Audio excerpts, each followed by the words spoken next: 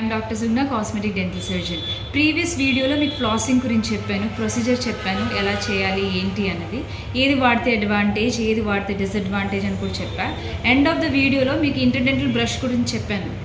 కానీ చాలామంది ఏంటంటే ఇంటర్డెంటల్ బ్రష్ని ఎప్పుడు చూడలేదు మేడం, ఎలా వాడాలని అడుగుతున్నారు. ప్రొసీజర్ అయితే మీకు ఎక్స్ప్లెయిన్ చేశాను కానీ చూపించలేదు. కానీ ఇప్పుడు నేను మీకు అది చూపిస్తాను. దీన్ని ఇంటర్డెంటల్ బ్రష్ అని అంటారు.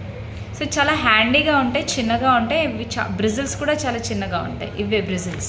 సో ఇది ఏం చేస్తారంటే మీరు తీసుకొని పన్నుకి మధ్యన పెడితే ఫుడ్ ఏమన్నా ఇరుక్కుపోతే కనుక ఈజీగా వచ్చేస్తుంది. అదే దీని రోల్.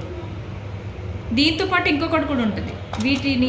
ఇవి కూడా ఫ్లాస్ అనే అంటారు. ఇవి వాడే ఉంటుంది. ఇవి థ్రెడ్ ఉంటుంది. మీరు పన్నుకి మధ్యన పెట్టి క్విక్కి ఇట్లా లాగిస్తే బయటకు వచ్చేస్తుంది. కానీ గ్యాప్స్ వచ్చే ఛాన్సెస్ ఉంటాయి. ఆల్రెడీ నేను చెప్పాను కదా, ఇంటర్డెంటల్ బ్రష్తో మీకు గ్యాప్ రాదు. బట్ ఇది కూడా వాడొద్దు. ఇంకా లేటెస్ట్ వర్షన్లో ఇంకొకటి వచ్చింది మీకు, దాన్ని వాటర్ ఫ్లాస్ అని అంటారు. ఈ వాటర్ ఫ్లాస్ ఏంటంటే ఇది రీఛార్జబుల్. మీరు బ్యాటరీతో రీఛార్జ్ చేసుకోవచ్చు. మీరు వాటర్ ఫిల్ చేయాలి.